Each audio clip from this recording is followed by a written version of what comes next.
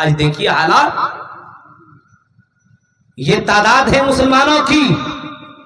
اگر یہی جگہ پہ اگر آرکیسٹرا ہوتا اور ناچنے والی یا طوائف خانے سے آتی اور فلم دنیا کی کوئی ہیروئن آ جاتی، میں نام نہیں لینا چاہتا ہوں، سوشل میڈیا والا وائرل کر دیتا ہے، کوئی ہیروئن آ جاتی اور اپنے بال، اپنی کمر اور اپنی آواز اگر دکھاتی تو ایک 70 سال کا بھی آدمی آ کر کی آنکھیں پھاڑ پھاڑ کر کے دیکھتا. ایک نوجوان جو یہاں بیٹھنا گوارا نہیں کرتا ہے، پوری رات اس کی کمر کو اور اس کے ڈانس کو دیکھتا ہوا نظر آتا. میرے بھائیو، یہ ہمارا ایمان ہے. قرآن و حدیث سننے کے لیے ہمارے پاس ٹائم نہیں ہے.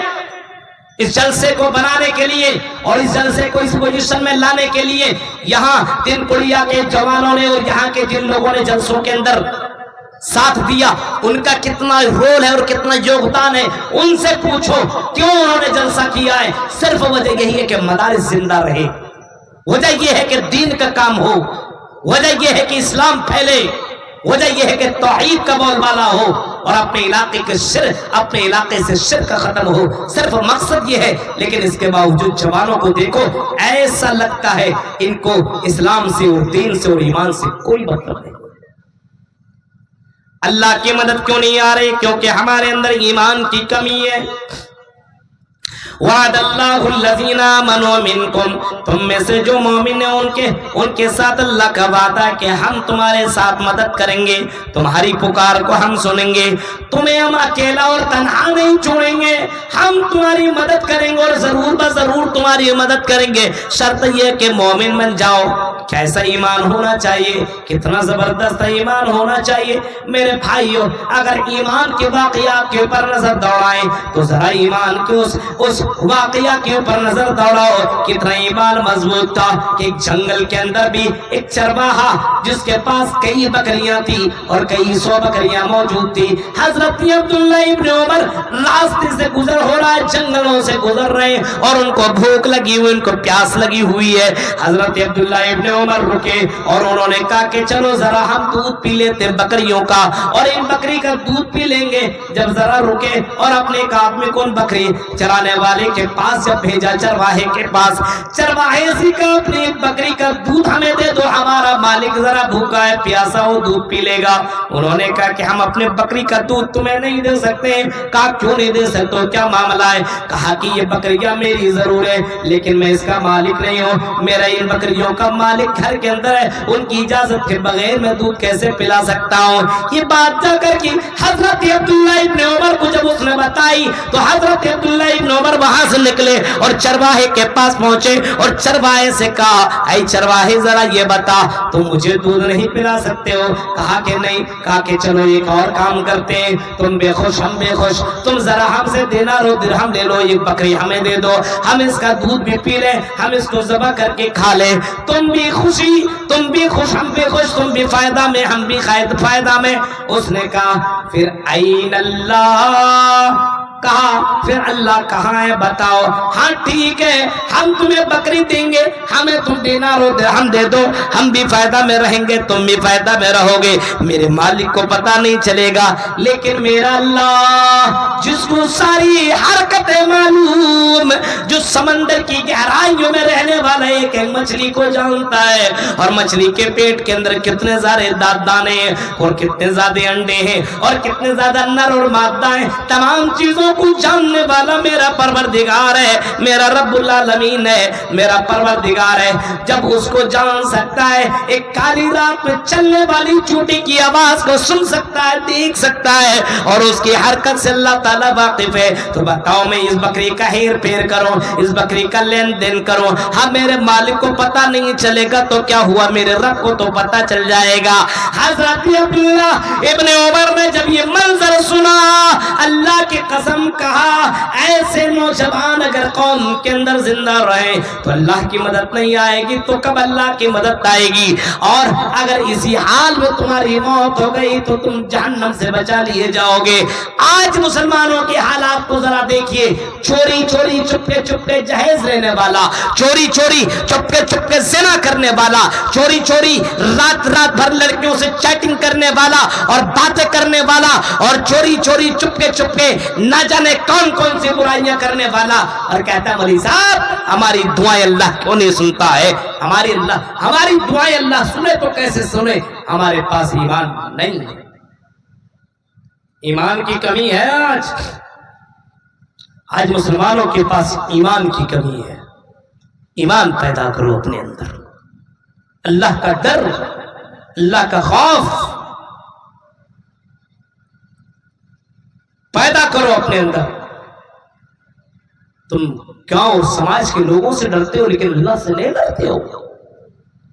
گاؤں والا دیکھ لے گا تو کیا بولے گا؟ محلے والا دیکھ لے گا تو کیا بولے گا؟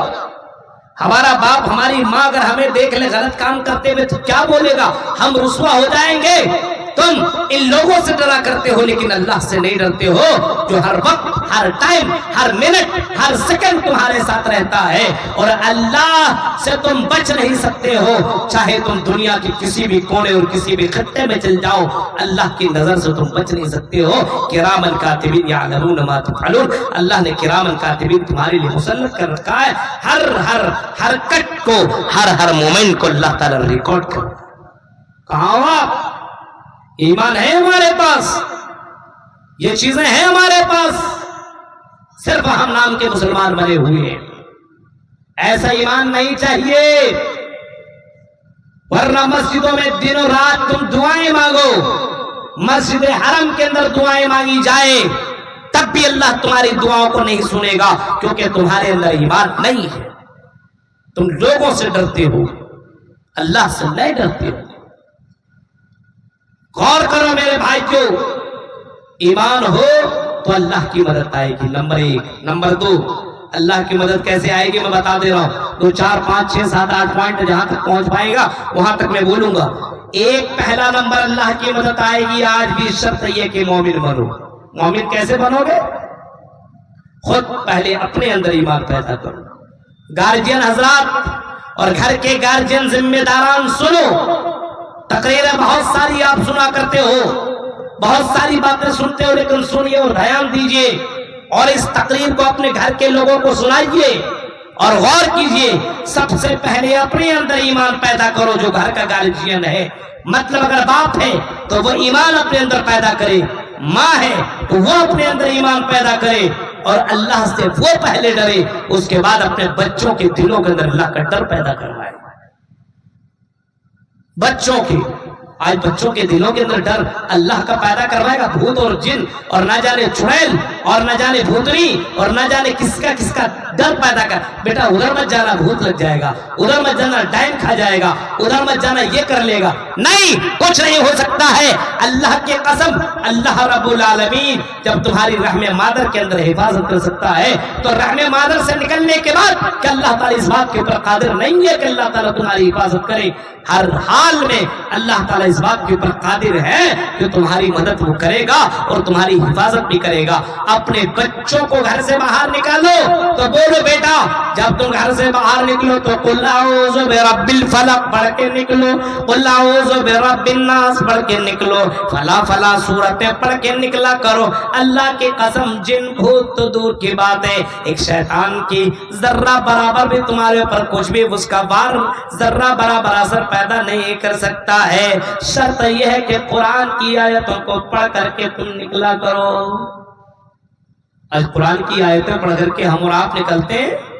نہیں، اللہ کے اوپر توکل نہیں ہے، اللہ کے اوپر بھروسہ نہیں ہے، اللہ کے اوپر یقین نہیں ہے۔ آج چھوٹا سا بچہ ہو، बोलने के लायक हो तो उस बच्चे को अल्लाह अल्लाह बुलवाओ, ला इलाहा इल्ला बुलवाओ, यानी अल्लाह के बारे में बताओ, अल्लाह का मकाम ये है, अल्लाह के बारे में बताओ कि अल्लाह वो हमारी सांस का मालिक है, उसकी इजाजत के बगैर सांस अंदर और बाहर नहीं कर सकते, उसके बगैर, उसकी इजाजत के बगैर कोई चल नहीं सकता, कोई दौड़ नहीं सकता, कोई भाग नहीं सकता है।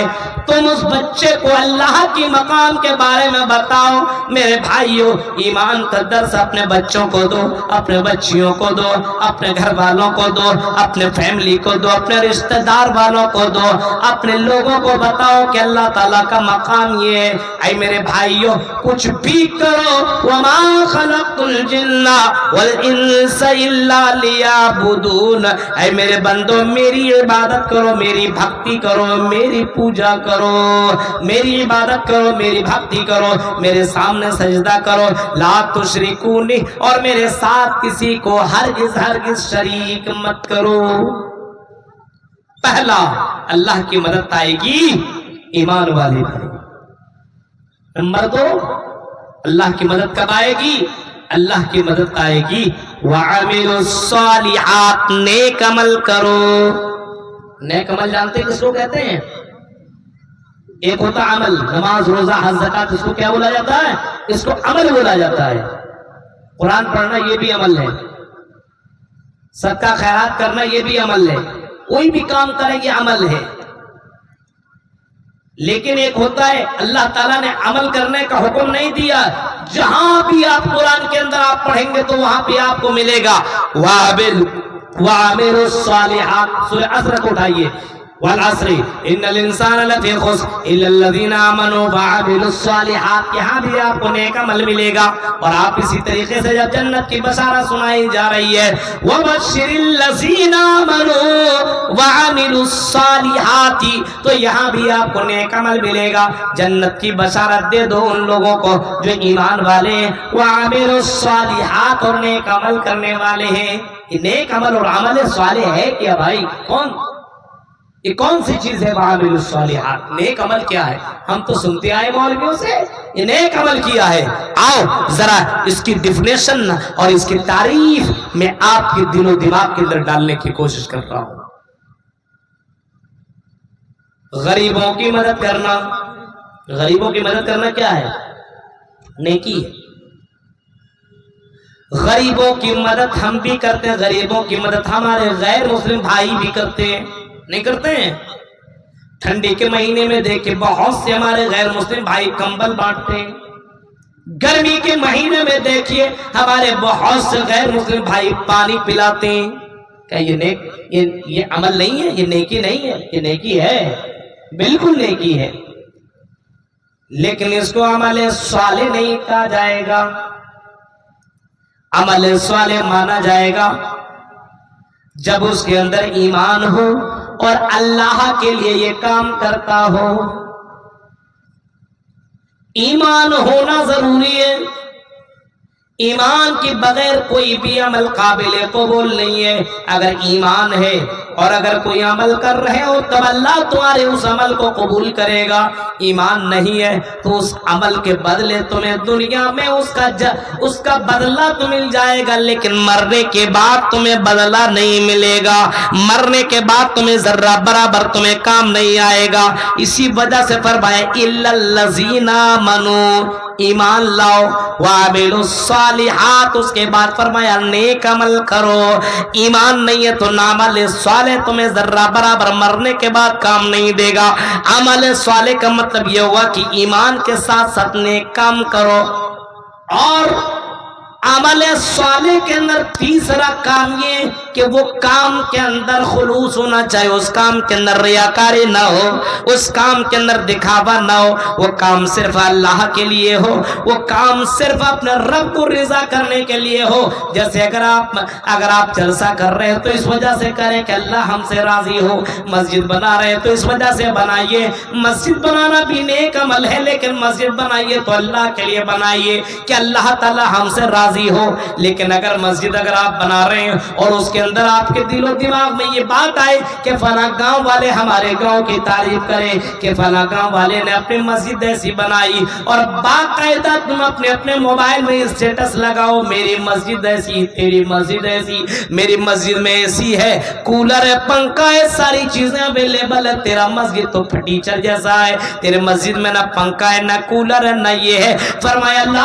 تقوم الساعة حتى يتباهى الناس في المساجد، قیامت اس وقت تک قائم نہیں ہوگی جب تک کہ مسجدوں کے معاملے میں لوگ فخر نہ کرنے لگے، یعنی لوگ کہیں گے میری مسجد ایسی، ہم نے مسجد کو ایسی بنائی، ایسا بنایا ہے، مسجد کے اندر ہم نے یہ ساری چیزیں دی ہے، یعنی ریاکاری کے طور پر اگر کوئی کام کیا جائے تب وہ عمل صالح نہیں ہے۔ اسی وجہ سے آپ نے وہ حدیث بھی سنی ہوگی جس حدیث کے اندر اللہ کے نبی نے فرمایا کہ 3 طرح کے لوگ قیامت کے دن آئیں گے، میدان محشر میں آئیں گے، اور تینوں لوگوں کے پاس باقاعدہ میرے بھائیوں بہت زیادہ نیکیاں ہوں گی۔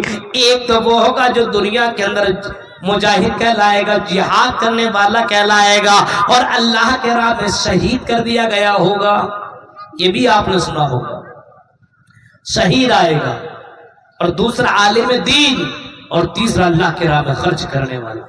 یہ تینوں کی تینوں تو نیک عمل ہے نا، اچھا کام ہے نا۔ اللہ کے راہ میں جہاد کرنا اتنا آسان تھوڑی ہے، بیوی کو چھوڑو، بچوں کو چھوڑو، گھر کو چھوڑو، اپنی دنیا چھوڑو اور میدان جنگ میں جاؤ، کیا پتا واپس دوبارہ ہو یا نہ ہو۔ ان سے پوچھو جو جنگ لڑنے کے لیے اور ہندوستان کی آرمی بن کر کے جو ہندوستان کی حفاظت کرتے ہیں، ان کی بیویوں سے پوچھو اور ان کے شوہروں سے پوچھو ان کی ایک ایک دن کی زندگی کیسے کٹتی ہے۔ آج کے بارے میں پتا ہے، کل کے بارے میں پتا نہیں کہاں سے گولیاں چلیں گی اور اس کی زندگی باقی رہیں گی کہ نہیں رہیں گی۔ میرے بھائیو ذرا تصور کرو، ہتھیلی پہ جان رکھ کر کے وہ چلا کرتے ہیں، ذرا تصور کرو میدان جہاد میں بھی جانے والا اپنی جان کو ہتھیلی میں رکھ کر کے جاتا ہے کہ شہید کر دیا گیا، یا اگر واپس آیا تو غازی کہلاؤں گا۔ یہ میدان جنگ میں لڑنے والا بھی اگر اس کے دل میں یہ آئے کہ اگر میں میدان جنگ میں شہید کر دیا جاؤں تو دنیا کی نظر میں شہید کہلاؤں گا، تو اللہ کے نبی نے فرمایا اگر کسی کے دل میں اگر یہ خیال پیدا ہو کہ میں شہید کہلاؤں گا تو قیامت کے اللہ تعالیٰ اس کو ذرہ برابر بھی ثواب نہ دے گا، اور ذرہ برابر اللہ تعالیٰ اس کی مدد نہیں کرے گا، بلکہ اللہ تعالیٰ اس کو جہنم میں ڈال دے گا، اور اللہ کہے گا کہ تو نے دنیا میں دکھاوے کے لیے جنگ لڑی تھی اور جہاد کیا تھا، اس وجہ سے تجھے دنیا میں تو شہادت مل گئی، اور بڑے بڑے پوسٹروں میں اور اخباروں میں تیرا نام شہید کہلایا، لکھوایا، یہاں پہ تمہیں ذرہ برابر اس کا فائدہ نہیں ملے گا، دخل النار، جہنم کے اندر داخل ہوگا۔ اسی طریقے سے عالم دین ہوگا، بہت بڑا عالم اپنے آپ کو سمجھتا ہوگا، دنیا والا مجھ کو بہت بڑا عالم سمجھے، لیکن دنیا والوں نے تو اس کو سمجھ لیا عالم دین، اور پڑھ کے مفتی اور بہت بڑے علامہ کہلایا، لیکن قیامت کے دن اس کو اس کا فائدہ نہیں ملے گا، کیونکہ اس نے جو بھی کام کیا ریاکاری کے لیے کیا، دکھاوے کے لیے، شو بازی کے لیے کیا، اللہ تعالیٰ کو یہ پسند نہیں ہوگا، اور اللہ تعالیٰ اس عالم دین کو جو ریاکاری کے طور پر دنیا میں کام کرتا تھا اس کو بھی اللہ تعالیٰ جنت نہیں دے گا بلکہ جہنم کے اندر داخل کرے گا۔ اسی طریقے سے اللہ کے راہ میں خرچ کرنے والا ایک سخی آدمی، اللہ کے راہ میں اپنے مال کو لٹانے والا آئے گا اور کہے گا کہ اللہ میں نے تیرے راہ میں نے مال کو لٹایا تھا، اللہ کہے گا تو جھوٹ بولتا ہے، تو نے میرے لیے یہ کام نہیں کیا تھا، بلکہ تو نے مال اس وجہ سے خرچ کیا تھا تاکہ دنیا والا تجھے اللہ کے راہ میں دینے والا بولے۔ آج دیکھتے ہیں نا، جتنی بڑی دعا اتنا بڑا نوٹ، ہاں دیکھ رہے ہیں۔ اگر آدمی چاہے تو بھائی ضروری کی جلسائی میں چندہ دے، آپ کا مسجد، آپ کا مدرسہ قاسمیہ تنکڑیا، آپ کا یہ مدرسہ آپ کی آنکھوں کے سامنے موجود رہتا ہے، ضرورت نہیں ہے کہ جلسے ہی میں چندہ دو، جلسے کے بعد بھی تم چندہ دے سکتے ہو، چپکے مسجد کے مدرسہ کا جو ذمہ دار ہے ان کے ہاتھ میں لا کر کے دے سکتے ہو، لو ہمارا نام مت لکھنا، ہمارا نام مت بولنا، میں اللہ کے لیے کام کر رہا ہوں، چلو 2 مدرس کا تنخواہ میں اپنے طرف سے دے رہا ہوں، یہ تو کر سکتے ہو، لیکن نہیں، جلسے میں نام ہو، اونچے آواز میں میرا نام پکارا جائے، فلاں بھائی نے 50,000 کا چندہ دیا، یہ تیرے دل میں آیا تاکہ لوگ تجھے بڑا دان پان کرنے والا سمجھے، اگر یہ خیال آیا تو اللہ کے قسم دنیا میں تجھے نام تو مل جائے گا، دنیا میں تجھے شہرت مل جائے گی، لیکن مرنے کے بعد تجھے جنت نہیں ملے گی۔